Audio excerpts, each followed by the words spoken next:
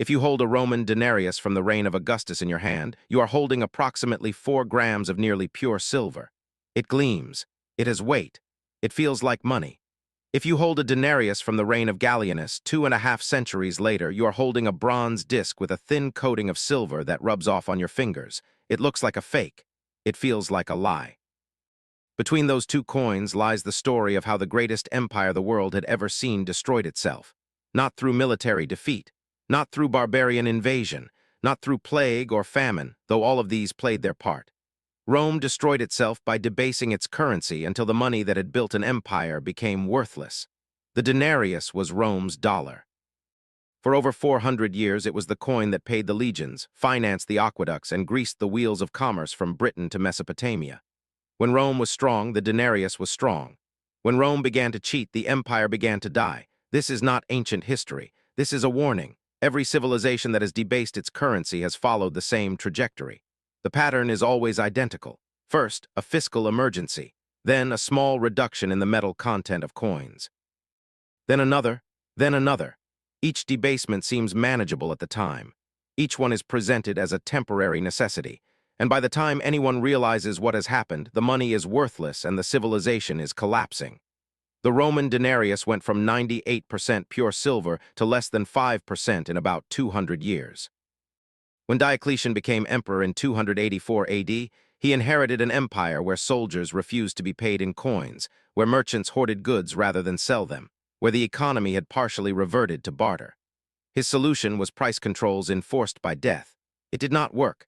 Price controls never work. This is the story of how Rome printed too much money, and how once that process began, no emperor, no reform, no decree could stop it. The empire never recovered, neither did its currency. To understand how Rome destroyed its currency, we must first understand how Rome built it.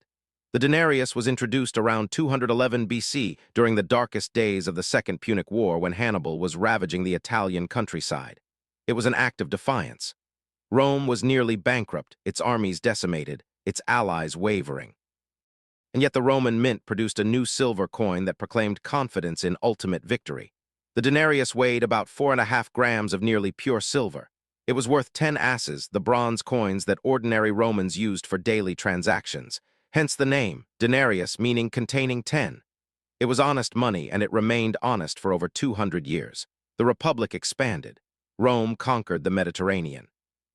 Silver poured into the treasury from the mines of Spain, from the plunder of Macedonia, from the tribute of 100 subjected peoples.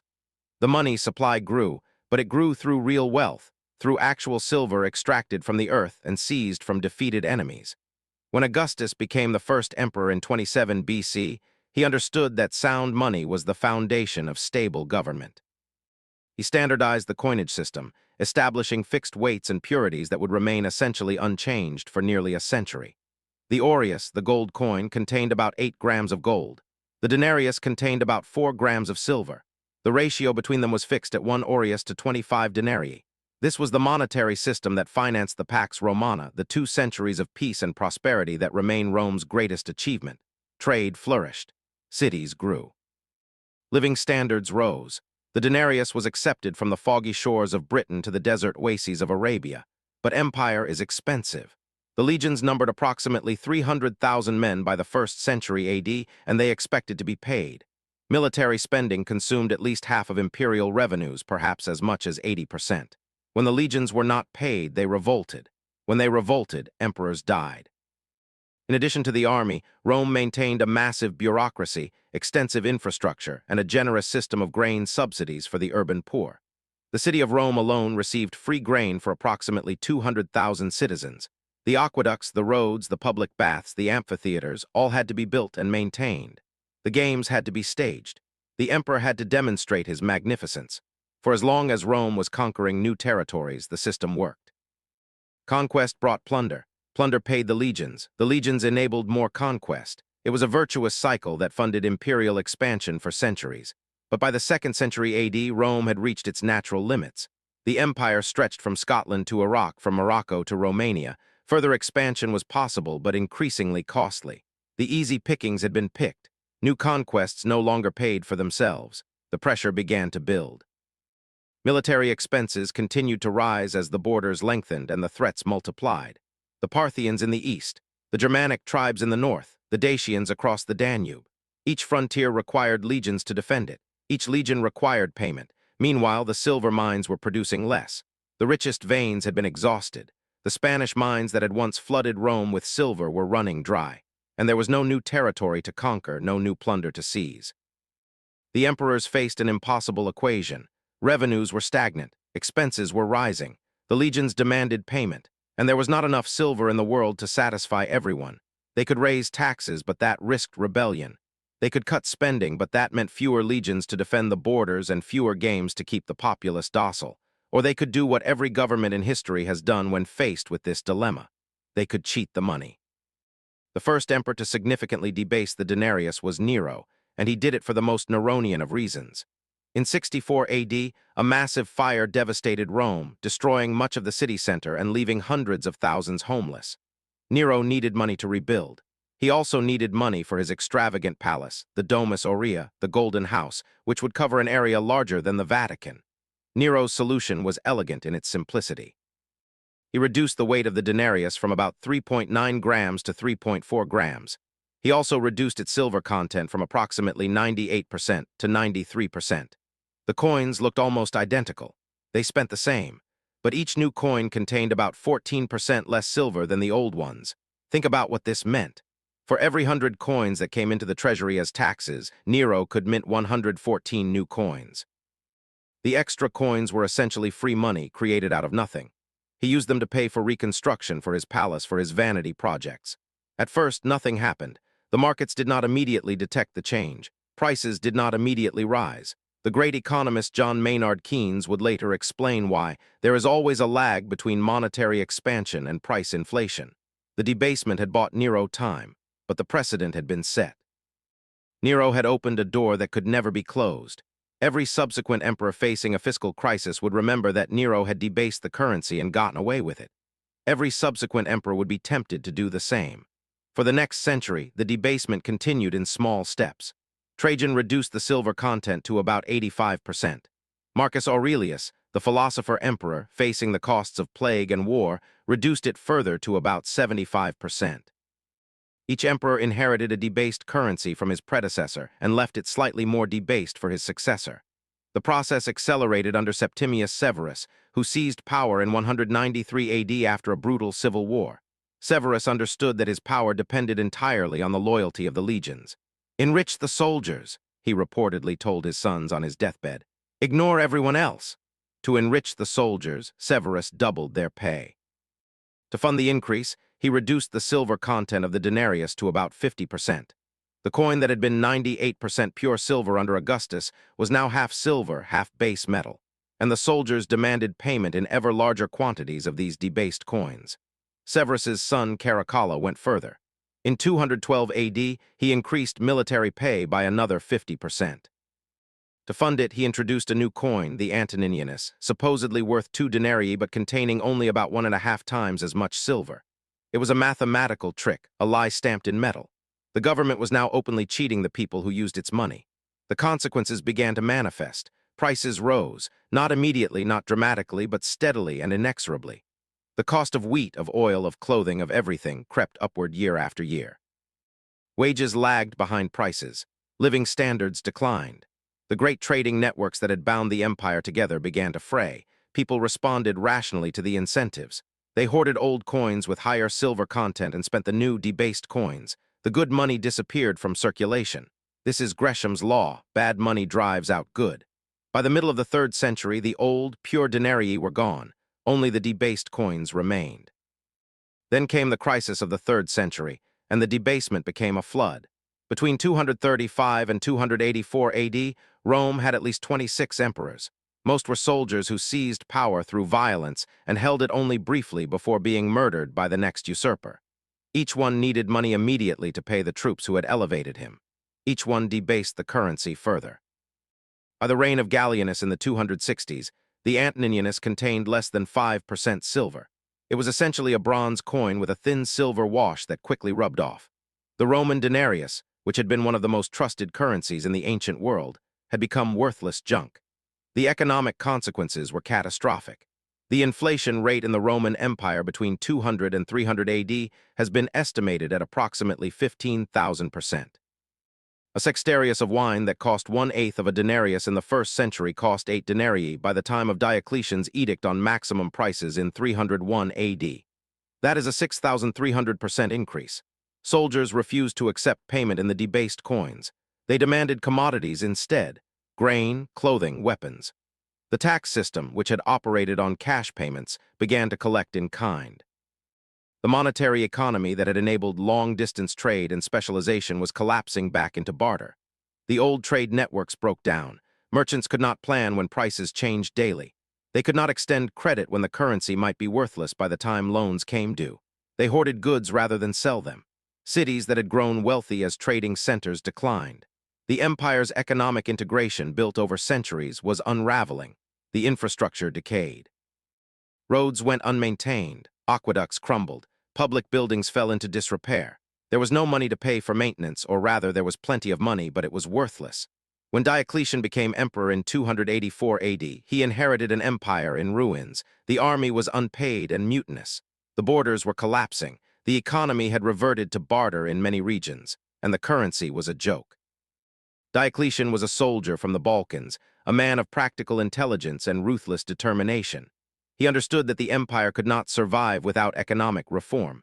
He attempted the most comprehensive restructuring of Roman finances since Augustus. First, he introduced new coins with higher precious metal content. The argentius was a new silver coin intended to restore faith in Roman currency. The aureus was restruck at a higher gold content. Diocletian hoped that honest money would restore honest commerce, but he could not resist the temptation that had seduced every emperor before him. The new coins were expensive to mint. The silver had to come from somewhere, and so alongside the good new coins, the old debased bronze circulated still. The result was predictable. People hoarded the new silver and gold coins and spent the old bronze. Gresham's law operated as it always does. The good money disappeared. The bad money remained. Prices continued to rise. In 301 AD, Diocletian tried a different approach.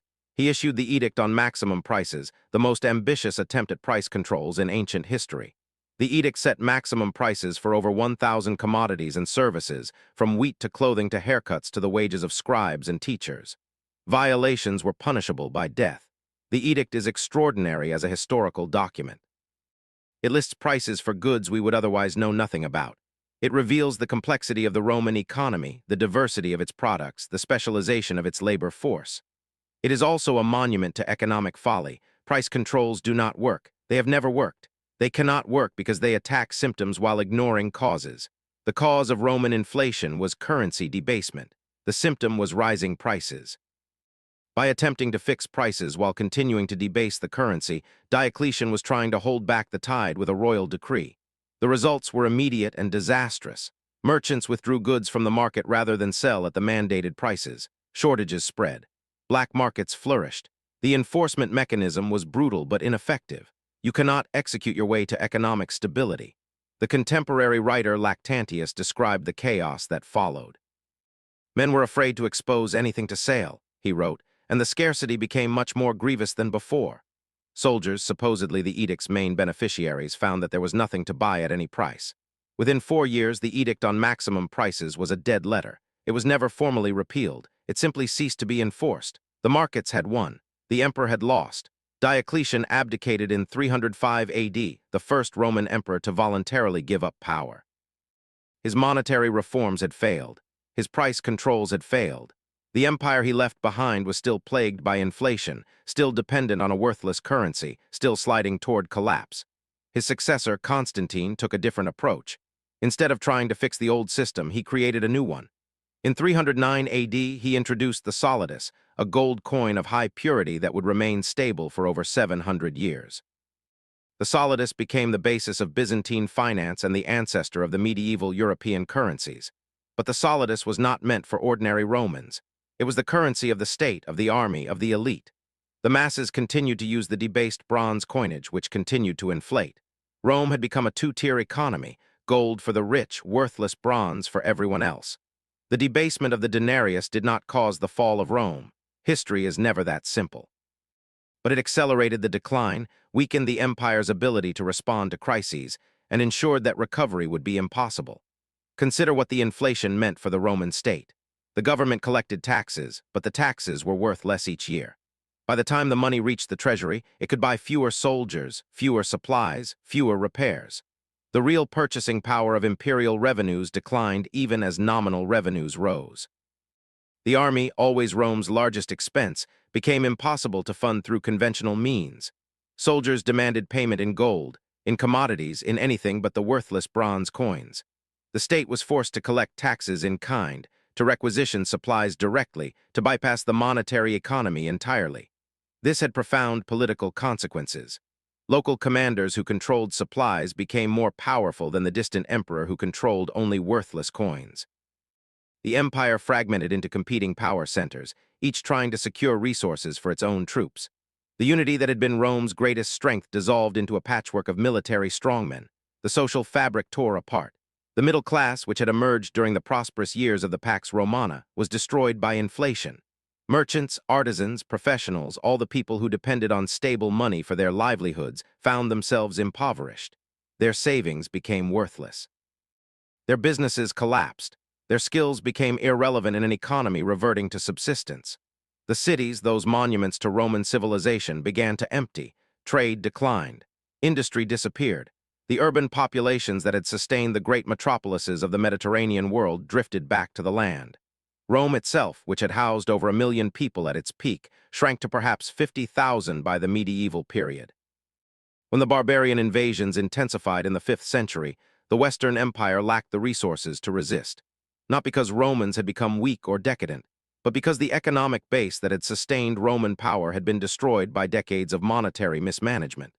The Eastern Empire survived, partly because it retained Constantine's gold standard. The solidus provided a stable foundation for taxation, trade, and military finance. Constantinople remained wealthy and powerful for another 1,000 years while Rome crumbled into ruins. But even in the East, the damage was permanent. The complex, integrated economy of the early empire never returned.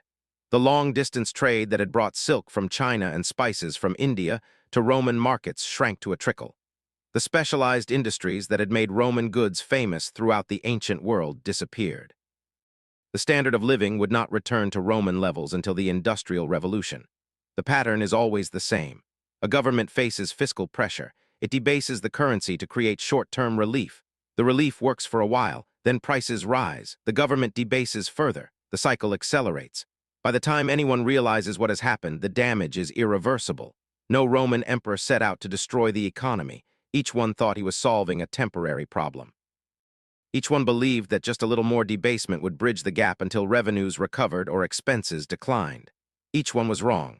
The debasement created its own logic. Once soldiers learned to expect higher nominal pay, they could not be given less without risking mutiny.